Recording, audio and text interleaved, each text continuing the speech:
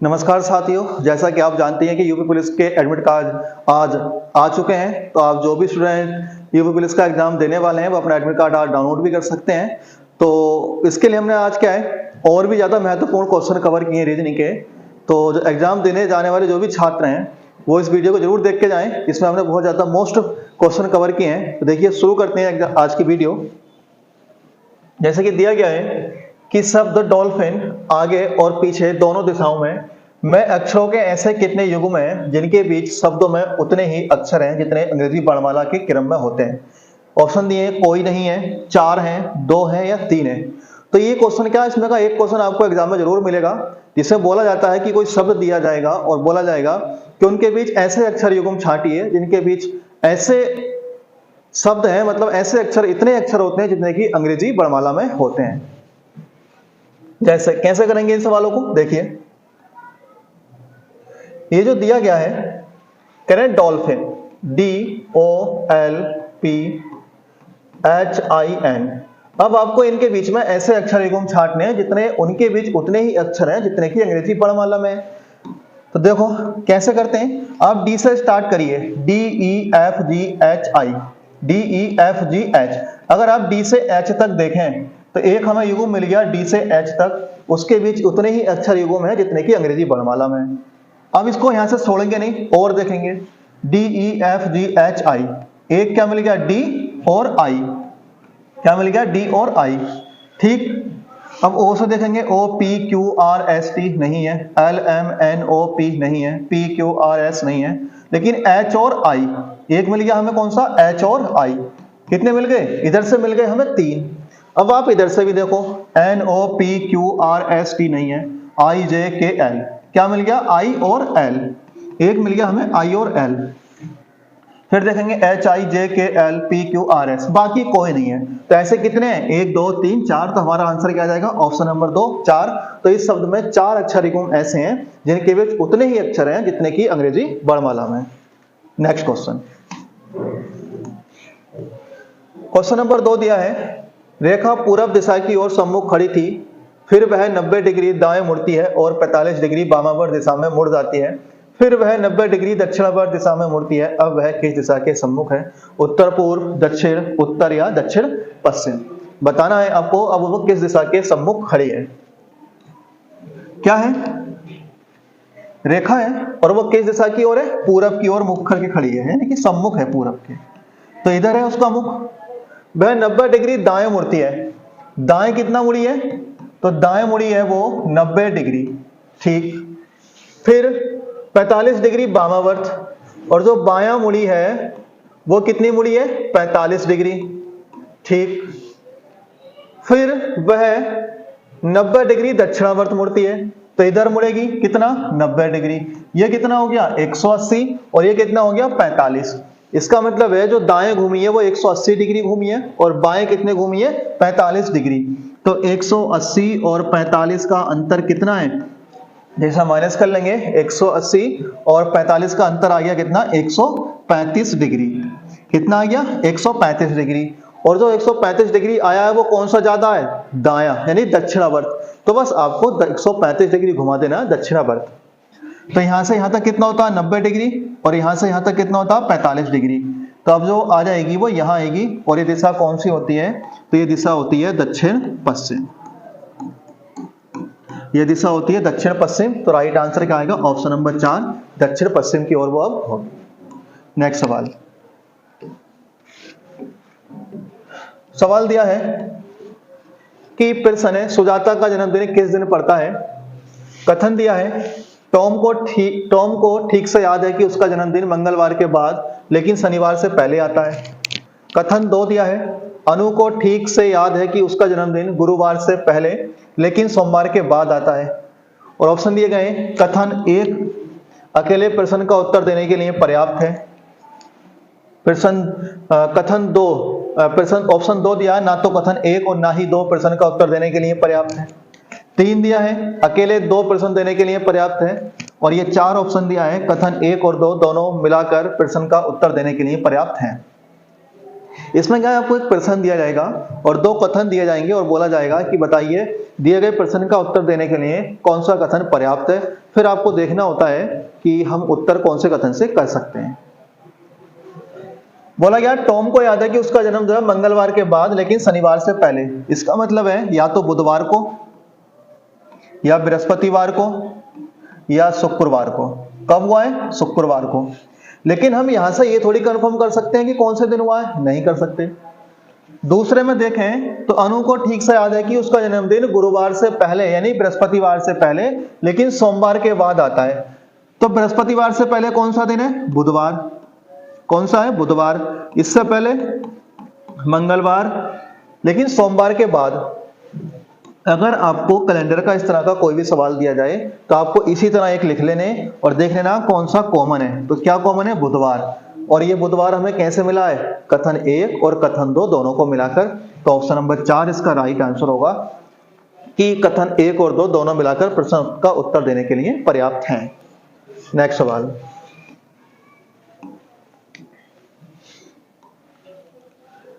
छह व्यक्ति A B C D E और एफ एक समूह चर्चा में लगे हुए थे। ए डी के ठीक पहले लेकिन बी के ठीक बाद बोलता है, बी एफ के ठीक बाद बोलता है। यदि सी डी के ठीक बाद लेकिन ई से पहले बोलता है तो निम्नलिखित में से किसने चर्चा शुरू की थी? ये क्या है? एफ है। ऑप्शन नंबर 1 क्या है? वो एफ है। कितने व्यक्ति है? 6। तो व्यक्ति हैं ए बी सी और डी और कौन है? ई।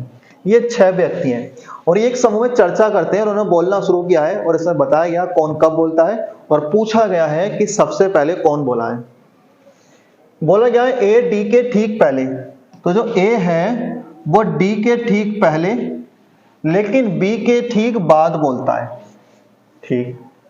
बी एफ के ठीक बाद बोलता है तो इसका मतलब एफ बी से पहले बोला है। ठीक। यदि सी डी के ठीक बाद बोलता है, सी डी के ठीक बाद बोलता है तो बिल्कुल बाद में, लेकिन ई से पहले, ई से पहले ठीक बोलता है। तो बोला गया निम्नलिखित में से किसने चर्चा शुरू की थी? तो सबसे पहले चर्चा शुरू करने वाला कौन है? एफ है। और सबसे बाद में चर्चा करने वाला कौन है? वो ई है। तो पहले वाला पूछा है तो राइट आंसर क्या आ जाएगा? ऑप्शन नंबर 1 कि सबसे पहले चर्चा शुरू करने वाला जो व्यक्ति है वो एफ है। नेक्स्ट सवाल, सवाल दिया गया है कि दिए गए विकल्पों में से उस संख्या का चयन कीजिए जो निम्नलिखित श्रृंखला में प्रश्न चिन्ह को प्रतिस्थापित कर सकती है। इसमें बताना है इस प्रश्नवाचक चिन्ह के स्थान पर कौन सी संख्या आएगी? 97, 102, 100 या 98।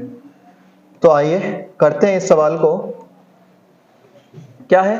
132 है, 129 है, 124 है, 117 है और 108 है। अब आपको बताना है इस क्वेश्चन मार्क के स्थान पर कौन सी संख्या आएगी। सबसे पहले इसका अंतर करते हैं। तो अंतर करेंगे तो 132 को लिखा 29 तो 11 यानी कि 12 में से 9 गए तो कितने बचेंगे? 3 बचेंगे यानी कि माइनस के 3 किए गए हैं।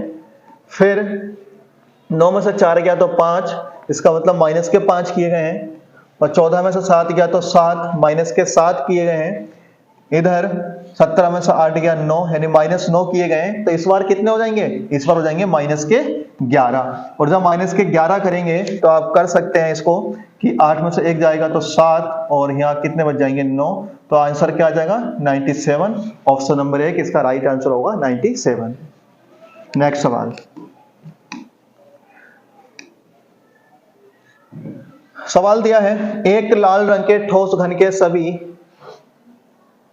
इसके बाद उस एक लाल रंग के ठोस घन के सभी इसके बाद उस घन को काटकर फलक पीले रंग में से रंग दिया गया है। 125 एक समान घन बनाए गए हैं। अच्छा, एक ठोस घन है, इसके सभी फलक को क्या है?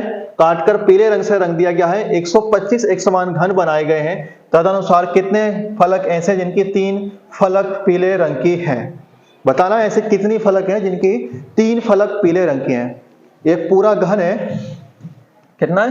एक पूरा घन है और क्या है? इसे पूरे को किस रंग से रंग दिया गया है? पीले रंग से रंग दिया गया है। और इसे काटकर 125 छोटे घनों में काटा गया है। और बताना ऐसे कितने घन होंगे जिनकी 3 सतह पीले रंग से रंगी होंगी। तो देखिए ये जो सवाल है वो आपको सिर्फ थ्योरी दी गई है और कुछ नहीं है। इस सवाल में जो बोला गया उसका हमें कोई जरूरत नहीं है। अगर आपसे किसी भी सवाल में बोला जाए कि ऐसे कितने घन होंगे जिनकी 3 सतह रंगीन होंगी, या 3 सतह लाल रंग से रंगी होंगी, या 3 सतह पीले रंग से रंगी होगी, तो वहां पर आपका आंसर क्या आएगा? सिर्फ 8 आंसर आएगा। तो राइट आंसर आएगा इसका ऑप्शन नंबर सी, 8। तो ऐसे जो घनों की संख्या है वो हमेशा यहाँ पर कोई आपको सूत्र नहीं लगाना है, कोई फॉर्मूला नहीं लगाना है, बस आपको सीधा आंसर कितना कर देना है? 8। तो ऐसे घनों की संख्या जिनके 3 सतह पीले रंग से रंगी होंगी वो संख्या होगी उनकी 8। नेक्स्ट सवाल,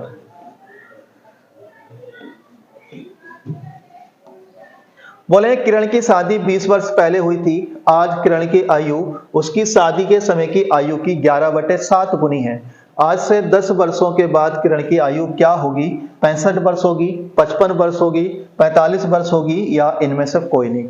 बताना है कि अगर आज उसकी आयु जो है शादी की आयु की अगर 11/7 गुनी है तो 10 वर्ष बाद उसकी आयु जो है वो कितनी होगी? किरण है, मान लीजिए उसकी शादी जो 20 वर्ष पहले हुई थी उस समय कितनी आयु थी? x थी। लेकिन जो आज की उम्र है वो आज कितनी हो जाएगी? x + 20। आज कितनी उम्र हो जाएगी? आज हो जाएगी उसकी उम्र x + 20। और जो आज की उम्र है वो उसकी शादी की आयु की कितनी गुनी है? वो है 11/7 गुनी। कितनी गुनी है? 11/7 गुनी। तो बोला है आज से 10 वर्ष के बाद उसकी आयु जो है वो कितनी होगी। तो कैलकुलेट कर लेंगे, ये 11x हो जाएगा, ये 7 इधर जाके गुणा करेगा तो 7x + 20 = 140, ये इधर माइनस का हो जाएगा आके 7x = 140, कितना मिलेगा? 4x = 140, तो x बराबर आ गया 140/4। तो 4 से डिवाइड करेंगे, 4 × 12, 4 × 5 = 20। जो x का मान आ गया वो कितना आ गया? 5। इसका मतलब है शादी के वक्त उसकी आयु कितनी थी? शादी के वक्त उसकी आयु थी 35 वर्ष। तो आज कितनी हो जाएगी? आज की आयु में 20 वर्ष ऐड कर दें तो आज की आयु मिल जाएगी, कितनी मिल गई? 55 वर्ष। लेकिन बोला है 10 वर्ष बाद, तो 10 वर्ष बाद की आयु निकालने के लिए क्या करेंगे? 10 वर्ष ऐड कर देंगे, तो 55 और 10 कितने हो जाएंगे? 65 वर्ष। तो जो 10 वर्ष बाद उसकी आयु होगी वो 65 वर्ष होगी। तो राइट आंसर क्या आ जाएगा इसका? Option number 1। नेक्स्ट सवाल,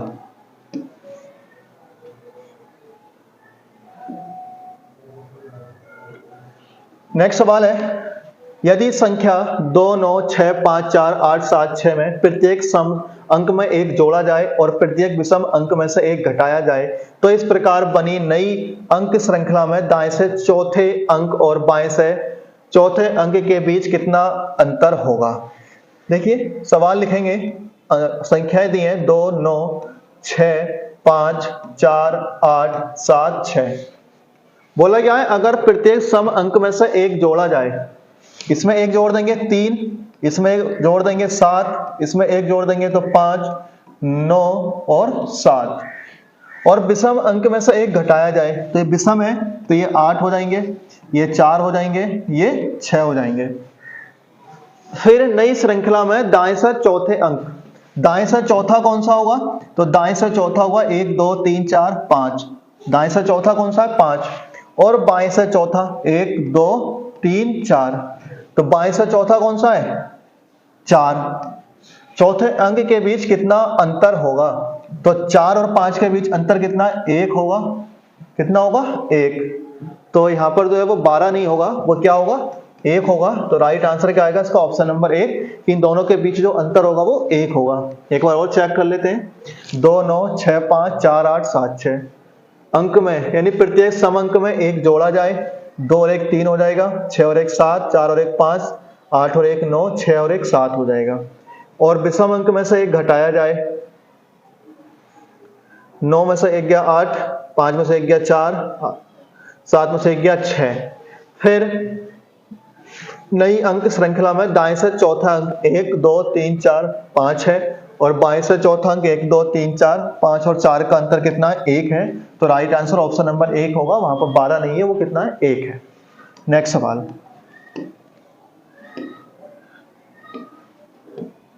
नेक्स्ट सवाल है कि उत्तर के सम्मुख 25 व्यक्तियों की एक पंक्ति में केशव दाएं छोर से 7वें स्थान पर है, यदि तेजा केशव के बाएं से 5वें स्थान पर है तो तेजा का स्थान पंक्ति के अंतिम छोर से क्या होगा? 14 होगा, 16 होगा, 18 होगा और 25 होगा।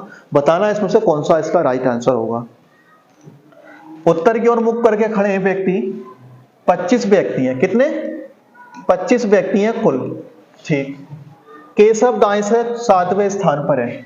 जो केशव है उसका स्थान कितना है? दाएं से 7वें स्थान पर है। यदि तेजा केशव के बाएं से 5वें स्थान पर है तो जो तेजा है वो केशव के बाएं से कितने स्थान पर है? 5वें स्थान पर है। तो तेजा ये हो जाएगा यहां पर और उसका स्थान कितना हो जाएगा? 12। जब 5वें स्थान पर है तो 7 और 5 कितने हो जाएंगे? 12। तो बोला तेजा का स्थान दाएं छोर से कितना होगा? इधर से ये स्थान पूछा है।